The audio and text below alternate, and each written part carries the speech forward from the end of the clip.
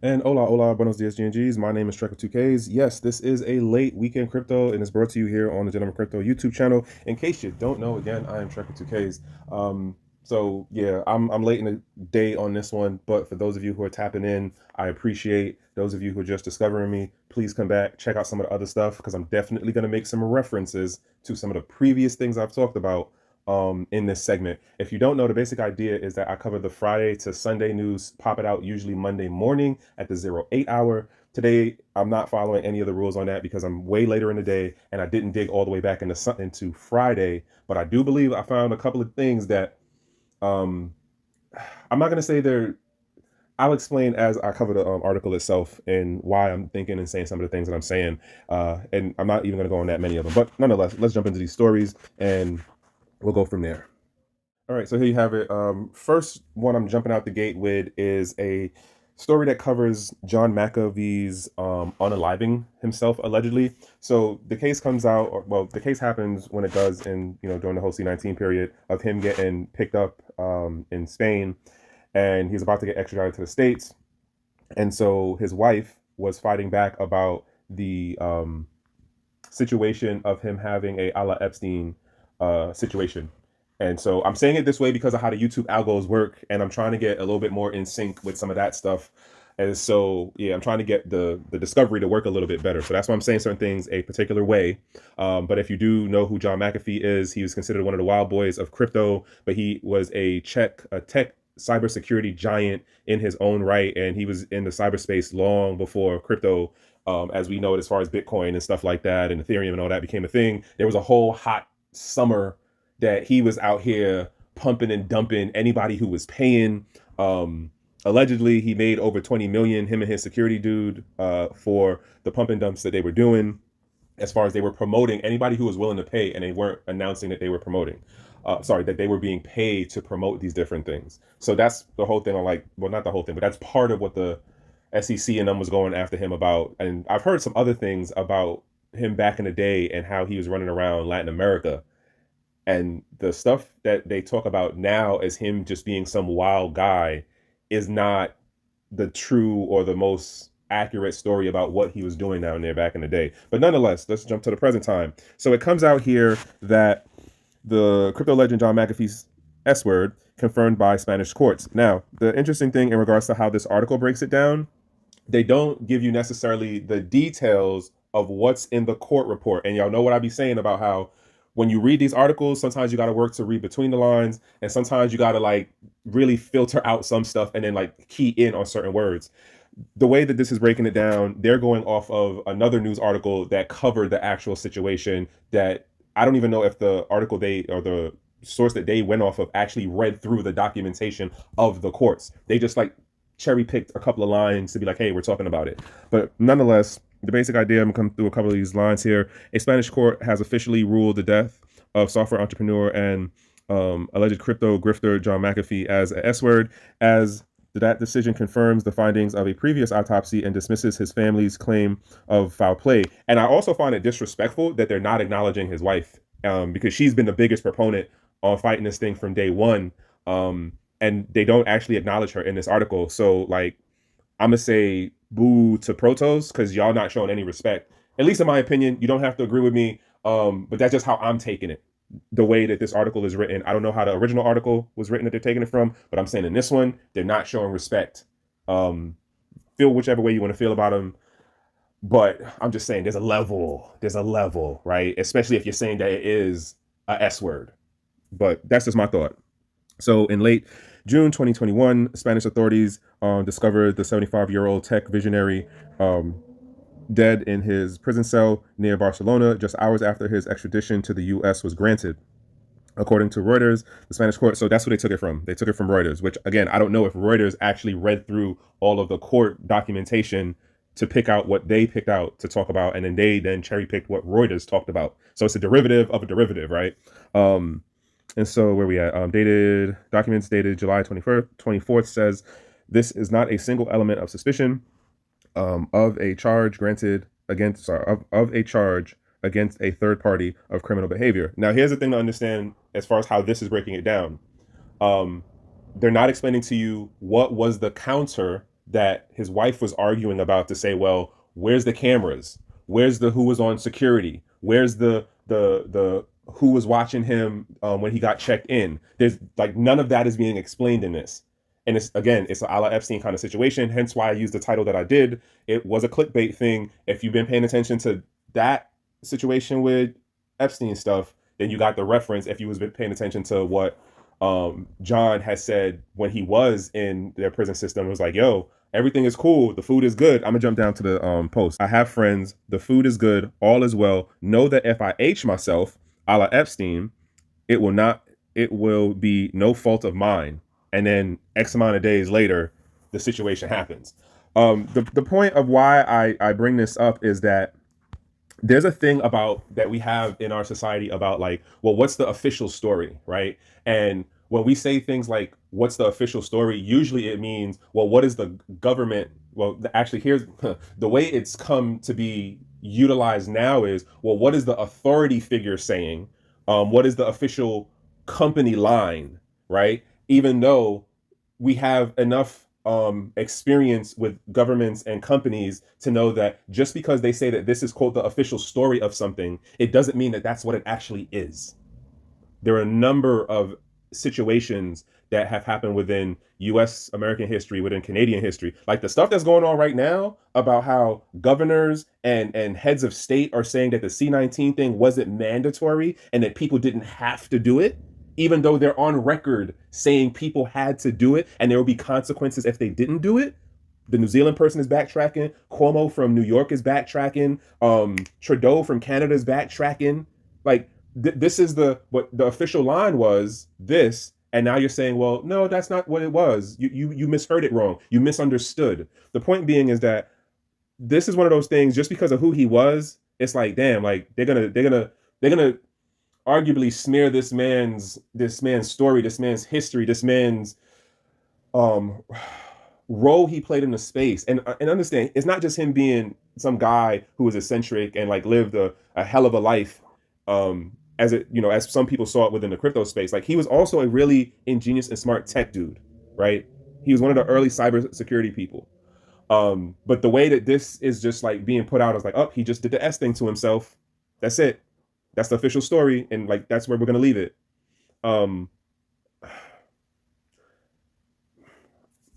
trying to figure out like how to close this out to move on to this next story, and I don't necessarily have the words for it. And I'm not saying it like I'm choked up or anything, but I'm trying to convey the point of just like there will be people and personalities in this world, whether we're talking tech, whether we're talking art, whether we're talking just your average Joe person, who look to do things that don't necessarily follow the norms.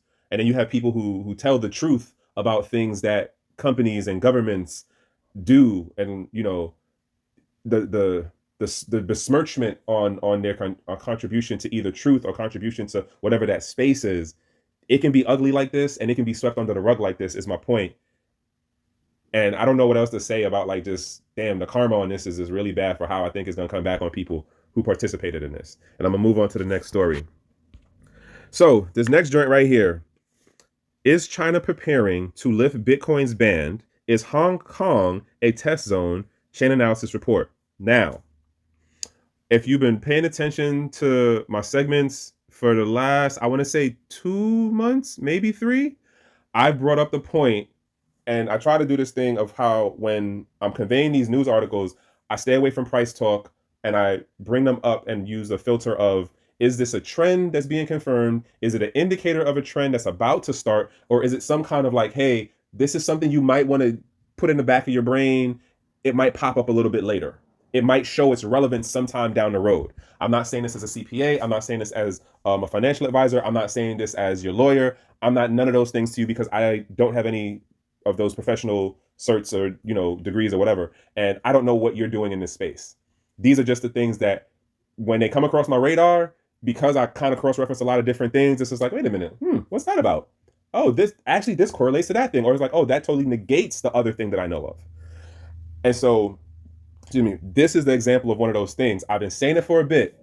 In the precious metals world, as far as Asia is concerned, Hong Kong sits in a very special place for China. Okay? And so I've heard who was it? It was Arthur Hayes that made a reference to Hong Kong in relation to crypto over the last like month or something. It was also Raw Paul, who was another person who made reference, and it was another person that I can't remember who made reference to Hong Kong in relation to crypto. They all understand the precious metals situation in Hong Kong.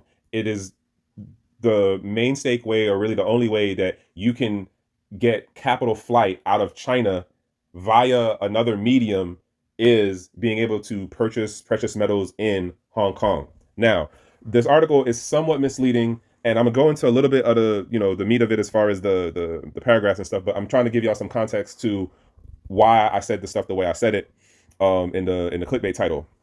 And so here you have it that one, China has not banned crypto in China. And I've been saying that for how long? Because if you look at what's going on in their court system and how their financial regulatory stuff is going, they've been working on incorporating blockchain technology as legal evidence for a while now. They have cases that are already going up to their Supreme Court for stuff. They've already been making rulings on things as it relates to, quote, digital assets or cryptocurrency related assets, right? Crypto blockchain related assets. There we go. And so in this, when it comes to the ban thing, it was, hey, we're not going to let any foreign companies come into mainland China and set up shop. You can't be an exchange. You can't be a mining company. You can't be what's another element in the space? I don't even know right now. But the point being is that they were excluding outside non-Chinese companies pretty much, because crypto is still a thing there. Now, in relation to the situation with Hong Kong has stepped up its game in regards to the regulatory side for institutions and for the retail level market. Again, Hong Kong sits in a very special legal autonomy setup in relation to mainland China. Do understand X amount of the people in Hong Kong are descendants, and X amount of it is not more than like 3-5 generations down, right? So the culture and the social norms of operation are very similar, but it has its own eccentricities to being Hong Kong itself. But it still doesn't mean they don't know, hey, back in the day, we's China, all down, right? And so with that being said, Chainalysis puts out this report, right? And honestly, I don't think this article does a good job with, what is it, Bitcoin Systemi? I'll read a couple of lines off of it. So Chainalysis has published a report on the impact of recent cryptocurrency developments in Hong Kong on China and may herald more positive signals for Asia. There's another Asia-related story too that I'm going to bring up that I think I'll make the point when I get to the next article. So the report stated that cryptocurrency activity has decreased significantly due to bans in China. Remember what I said? China banned foreign entities from operating in mainland. Hong Kong is a whole different animal. And it's a lot of folks setting up there, and it's people from mainland China setting up in Hong Kong. So you got the foreigners who can come into Hong Kong and set up, hence Arthur Hayes, and then you got the people from mainland China who can go down to Hong Kong and set up. It's not a complete ban. And this is one of the things I don't like about how it's being spit out over here. And then most people are just like, oh no, you can't do nothing in China related to crypto. It's like, nah, that's not the case, dog. Trust me. Like, I know 1 or 2 people out there now, and it's not how it's reported out here. So moving on, right? Last year, Hong Kong took the important steps towards becoming a cryptocurrency center and initiated cryptocurrency trading in the country with a series of legal regulations. Hong Kong is defined as a special administrative region of China. This means it has autonomy on many policies, including cryptocurrencies. Considering the growing relationship between China and Hong Kong, it is considered that Hong Kong can be a bridge between China and cryptocurrencies. That line right there is very, very, very misleading, because I'm telling you, if you actually study the history of Hong Kong, if you've been out to Hong Kong, if you at least talk to people who've been out to Hong Kong, they will tell you, like, nah, like, we know they've been there the whole time. Like, my great grandfather from there, my mom's is from there. I'm not saying the whole population is straight China.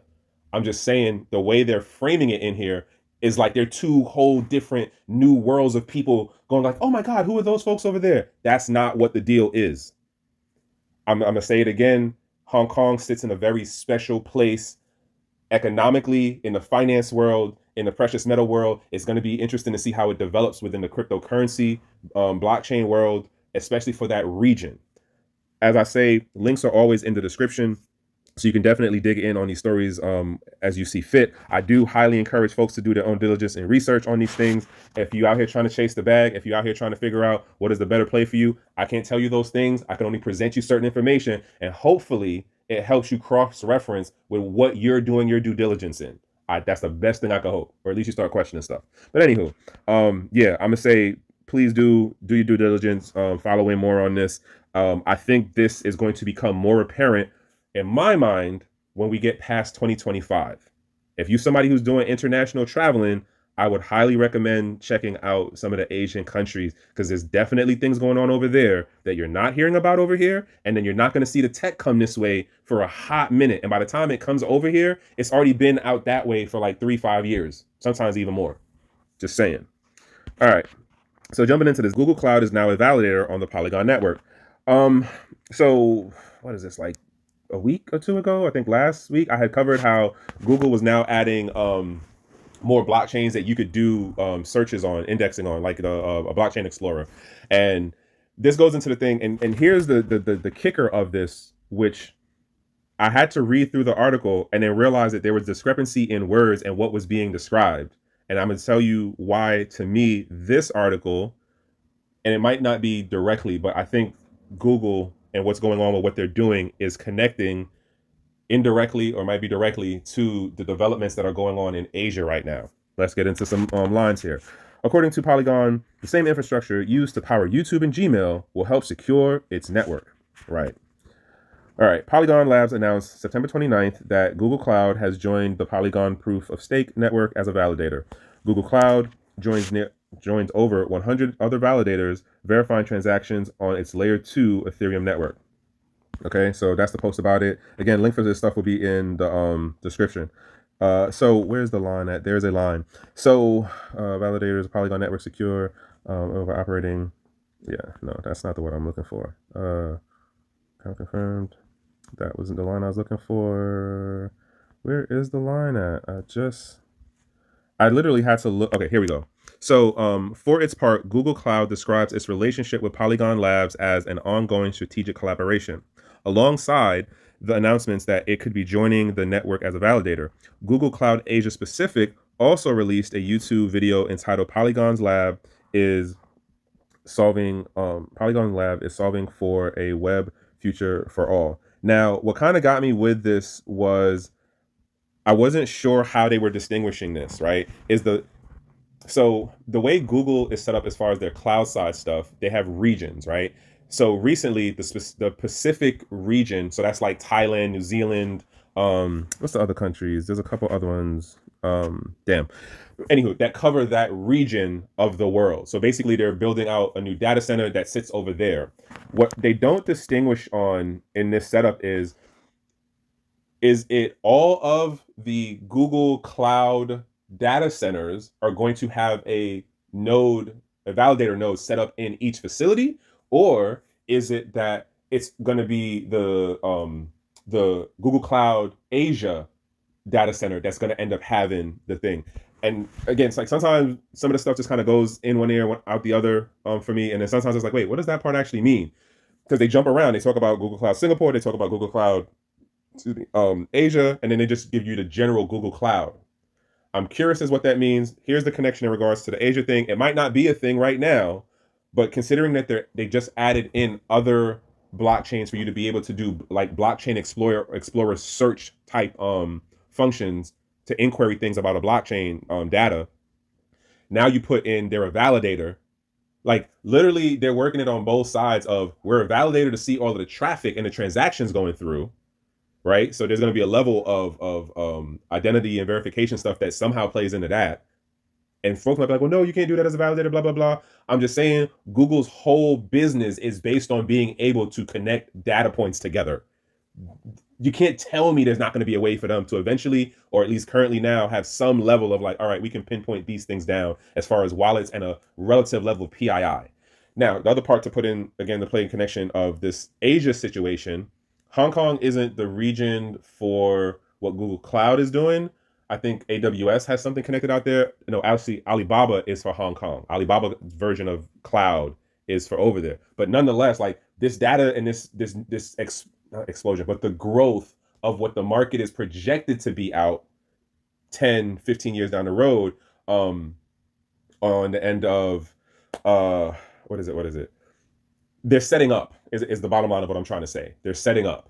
And so Google's moving into that region now because they're projecting out like, yeah, this region of the world is going to have a sizable growth in activity. So that's why they have the Google Cloud Asia.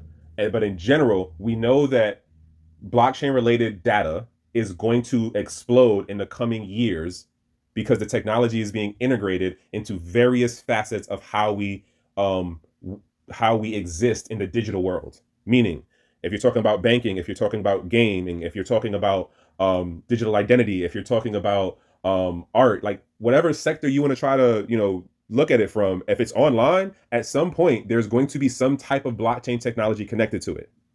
That's the bottom line. That's where I'm going with that connection.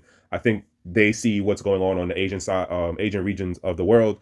And so they're kind of setting themselves up. But also remember, as I say, I could be way off and way wrong on this stuff. Time will tell. I'm not a true seer or whatever. But yeah. So next thing is leaked documents reveal Microsoft plans to bring crypto wallets to Xbox. The funny thing about this is I forgot what story it was that I was covering. And I said, yo, like, it would only make sense that they end up having to make a wallet. And I was talking about Microsoft.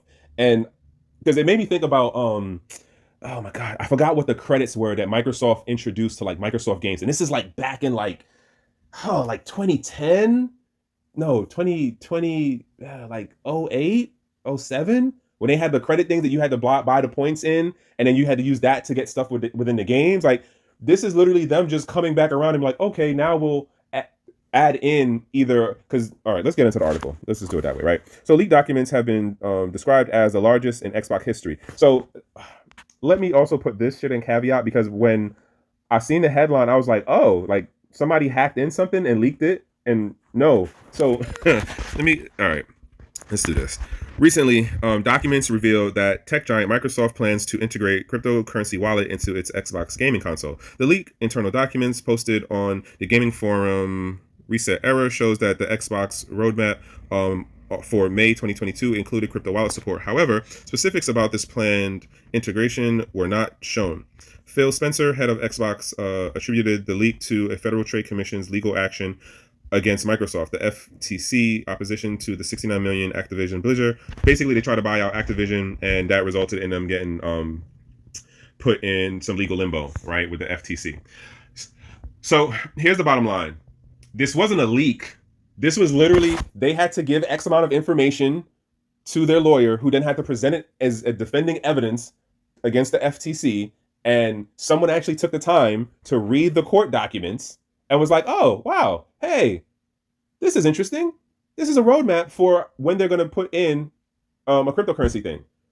So in my mind, this is not a leak. This is them playing up, them going through a legal process and really trying to spin it off of like, don't worry about the legal case, but guess what? We moving into crypto. That's it. Arguably, this is like just a matter of time. If you're an Xbox fan, this might be a good thing for you. Although we've had a funny relationship with like more hardcore gamer folks, and the newer blockchain gamer related folks who hardcore gamer, old school gamers are like, you're messing up the gaming experience by putting money in it because of the whole pay to play thing. I don't know how this is going to work, but here's another cross reference.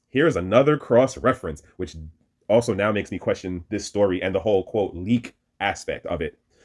Last week I covered a story about how Manjong, who is the creator of Mindtest, basically sent a cease and desist order to one of the private server people who had a game that literally you earned Bitcoin from it. And so it was basically like, hey, you need to turn off your server or take off this function of being able to get crypto from the gameplay, right? And if you don't know Mindtest, most of the games that are like the more active stuff is off of private server stuff. It's not even the main actual Mindtest. It's more private server. Private servers have more activity than the main Minecraft, which was created by Manjong, which is owned by Microsoft. Okay. So it basically, now it makes more sense why they push this issue. It makes a lot more sense why they push this issue. And it makes me also then wonder, what kind of wallet is this going to be? Is it going to be a Robinhood wallet? Is it arguably a Cash App wallet where you don't own the private keys? And if you want to move stuff off, like a Coinbase wallet, like they can stop you? I don't know, because none of the details are actually listed in this. The point being is that at some point, this is going to come down the pike, and obviously, PlayStation is going to have to jump on the bandwagon too at some point. Arguably, this could be considered a net positive for crypto in general, because now it's like, well, I mean, there's a lot of people who play Xbox, there's a lot of people who play, PlayStation, and that's just an automatic, like, all right, well, we got a couple 100 million people, bam, there we go, who have access to, quote, a crypto wallet. I'm a wait until it actually drops to see how like much of a real crypto wallet it is. Arguably, and I said this the other day. I know I was saying this to somebody else actually. Crypto wallets will count as a form of digital ID. This is going to be one of those things that play into that, because if you don't know, you don't just get to play Xbox games haphazardly. Like, nah, you got to do the whole, like, let me provide my name, my address. If you're doing the whole thing of paying, if you're not using a privacy card to pay for your subscription thing, they got your information off of that right there. Like, you're KYCing. And so now you're going to have the Microsoft crypto wallet, which you already sideways KYC'd into. Like, yeah, I'm just seeing more things that are indicating to me that wallets will be a form of digital ID. The question is, how far do they go to connect your real world identity to your crypto wallet, or your quote digital wallet thing? Other thing to note, I'm going to throw this out there as a very random left field thing. The other day, the GSA, federal government, it's a federal government thing, they were doing testing for online proof, or like proof of, what is it? Online proof of identity. So like, how you have to take your selfie and then you have to take a picture of your ID. And then you send it in, and like the algo does what it does on the back end, and the company's like, okay, yeah, this is you. We've KYC'd you. The interesting thing to note about what the GSA did, they were testing 5 different vendors. The way that they put it out was, the vendor would hold your information for X amount of hours, like 24 hours, and then they would have to delete it. And the goal was that they would pass on the results of the testing, because they were trying to see which software worked the best. So you had to give, and you couldn't use a passport. You could only use a driver's license. It had to be a driver's license or a state ID that were your ID card. You couldn't use a passport. Why? Because the passports don't have your address on it. They wanted to specifically know what your residential address was. And then you had to, like, here's the funky part. And this is one of the groups I was in where somebody pushed it along, and I had to reply back like, yo, if you think your PII is only worth $25, go ahead and do this. Like, this is where we are right now. You have the companies that are totally not compensating you for PII. And then you have the companies and the government working to basically pimp you on the cheap for your PII. I bring this point up again, or I bring this point up just in general, because there's going to be more of this rolling out, because there's going to be more push for how do we connect your real world PII, which is privately identifiable information, with your digital presence. There's going to be more systems out to do the whole like proof of identity and doing this stuff online, but you're doing it based on real world physical things. Case in point, a selfie picture. Case in point, your driver's license, or your worker ID, or your passport. But again, I thought it was, and there was a whole thing in the Q&A about like what information they held on to, how long they held on to it. Like, there's a part that they distinguish between your PII being held on by the vendors for 24 hours, then they send it to the GSA, but they don't talk about what happens to the information that the vendors get from the app scanning your phone.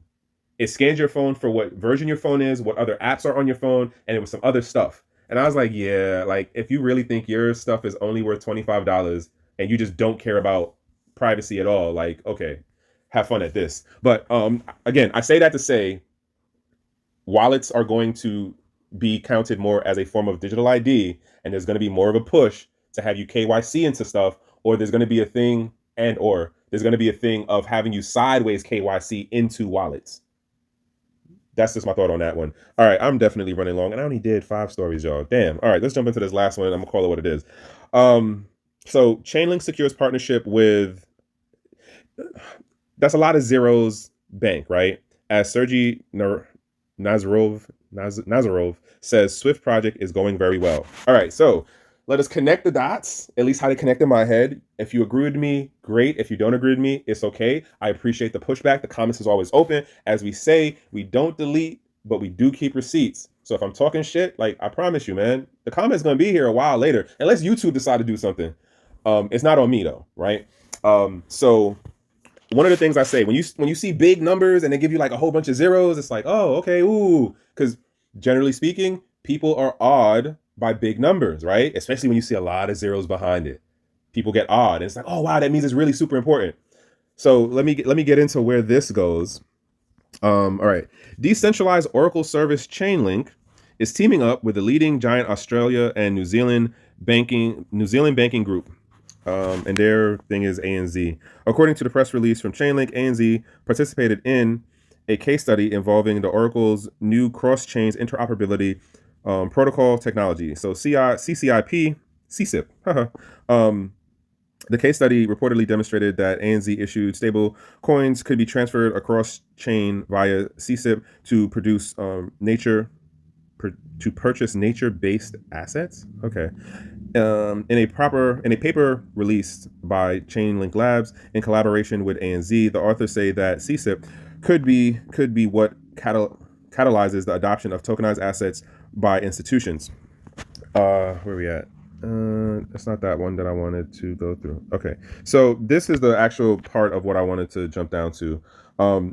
So do understand, like, yes, there is a thing of interoperability. Chainlink from day one has been like, yo, we're going after the big name financial institutions. We want to be what the banks at the bilateral trade level use. We want to be, friends of Swift. And so they've been pushing how they've been pushing for a good while now, right?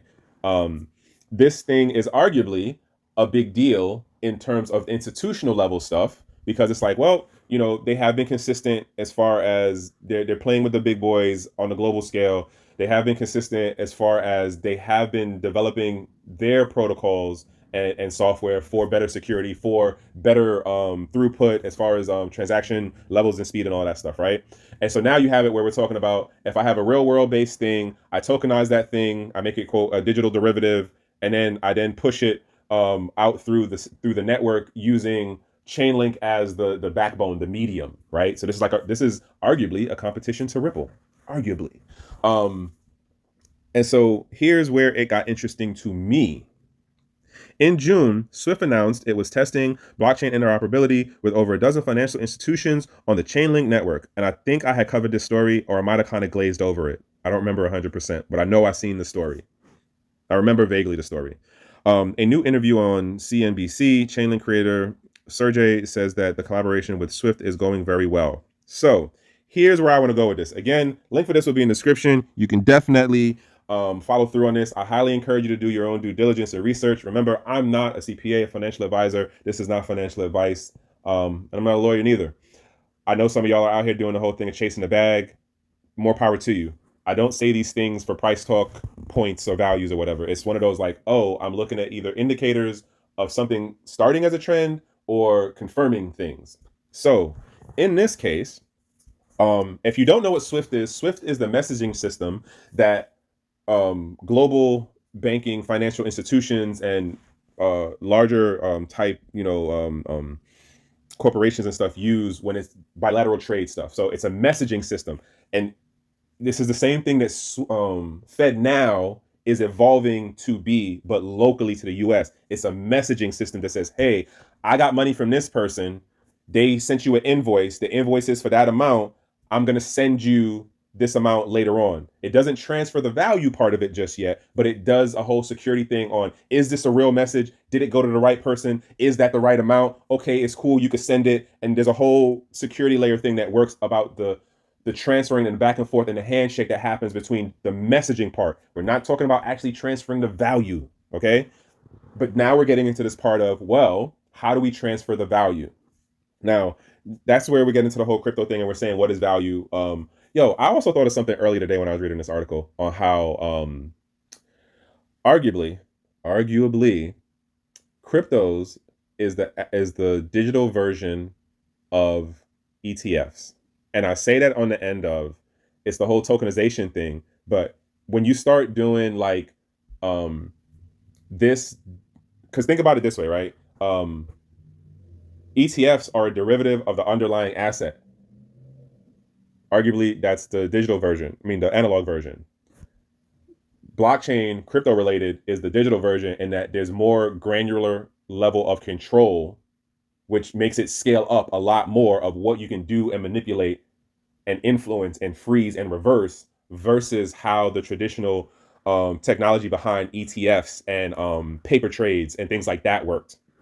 Now, why do I bring this up? And why did the Swift part really catch my attention? One of the things that I listened to, one of the people that is on my radar now, recently came on my radar, said something today that caught my attention. And I was like, oh, that's interesting. All right, we'll just put that in the back of the brain. And then I'm going through Crypto Panic and I'm looking at some of the stories. And then I see this thing. And I was like, wait, what? So Chainlink is working with Swift? All right. I kind of remember. And then when I read in the story, I kind of remember the June summertime stuff. I said, okay, that's interesting. So let me put this, land the plane, as they say. If you don't know, like I said, Swift is the bilateral trade system. This is how the U.S. does a lot of sanctions. This is part of the issue on why Russia and other countries have been moving away from dealing with the Swift system and have been setting up their own payment rails and money transfer and value mechanisms to transfer wealth, is because the U.S., us, gang, kept weaponizing the system against people that didn't listen to when we said we wanted them to do something. That's the bottom line. Y'all can debate me on that all you want. You can debate me on that all you want, but you're not going to convince me otherwise, because the basic history says otherwise. The point being is that, and I'm curious to see if this comes out or is talked about more as we move through October. But one of the people I listen to, and I pay attention to what they say, it came to their attention that the U.S. asked Russia to come back into the SWIFT system, meaning they would, if the bear said, yeah, we'll do it, they would reduce some of the sanctions. Why? Because there's too much volume and money moving outside of SWIFT that they can't be a part of. And in my mind, from what I understand about the SWIFT system and what I understand about geopolitics and what I understand about how the bilateral trade stuff and the dual polar world is moving into a multipolar world where there's no one dominant currency that everyone wants to hold. Not everyone, but a lot of Western folks want to hold on to as like, it can only be this way. There can only be one. The rest of the world is not feeling that. And arguably, we, as being the West, let our leadership push us into this situation where other countries are like, nah, we got to figure out something better. And that's part of what's happening. And so now, and again, I'm curious, and I haven't heard it mentioned from anybody else yet, but I'm waiting to see. The US went to Russia and was like, hey, would you come back into the SWIFT system? We'll reduce some of the sanctions. I'm just saying, could you come back? They said no. And so we're going to see how things play out in this global economic financial system, as far as how the competition is going with the CIP system, which is CIPS. That's the thing that China was spearheading as a part of the One Road, One Belt thing. The Shanghai, I forgot what the rest of the name is. That's another part of the One Belt, One Road thing. Basically, there are a number of other things popping up that are working counter to the SWIFT system. So when I seen this, it was just like, oh, like, is this just Chainlink from a biz dev standpoint, testing the waters and going, okay, we're going to stay West loyal, right? Western nation, Western system loyal, even though the writing on the wall for how the rest of the world is looking is very different. I'm not saying that Chainlink is pumping, dumping, nothing. I'm just saying, in my mind, this information combined with other things that I see makes me wonder, what is Chainlink's long-term play in being a part of the SWIFT system if there are other mediums that are being counter to SWIFT and the volume of activity is growing quarterly? That's what I'm saying. I don't know the answer to that. Time will tell. Again, it just be things coming across my radar, and some of the things connect in a way in my brain. Some of the things don't. Um, this isn't a price talk thing. This is just one of those. Maybe it might be something you want to keep on your radar. We'll see how it plays out down the road. That's all I got for you. Other than that, yeah, closing it out. I do these things every Monday, pretty much. This is gonna be a late one. Yeah, I got it. Um, the other part to note is I also do Metaverse to the Other Side with my partner in crime, 3D. We've been kind of slacking on things the last couple of weeks, but we're gonna get back on stuff. Still trying to push out the recordings on the Saturdays at 12ish, but we do the live recordings on Twitter at 8 p.m. on Thursdays on the BuilderDAO account. Link for that would be in the description. I honestly do not know what we're going to talk about this week. I don't even want to say that just now. Yeah, there's a, I'm not even going to run down a rabbit hole. Nonetheless, I've been going on too long. I hope everyone had a great Monday. It was a productive over busy Monday. It was a productive over busy day. If it was not, and as I say, even going through the rest of this week, the rest of this month, now that we're into October, if you can't have a productive over busy day, at least be in a safe place, in a safe space, and a good company. And from one human to the next, that's the best thing that I can wish you. And so, yeah, have a good night, folks. All right, y'all. One.